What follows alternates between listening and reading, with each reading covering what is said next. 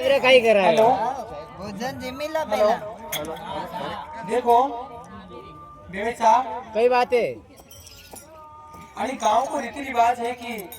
कोई मेहमान आवे तो उनको भोजन 5 पारसियां गावे कशी है वो बिया ने 5 पारसियां गावे और बिया जी सुने और कई बात मैंने सुन दो सुनाओ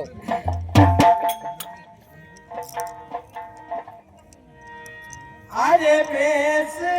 नियाणी पाडू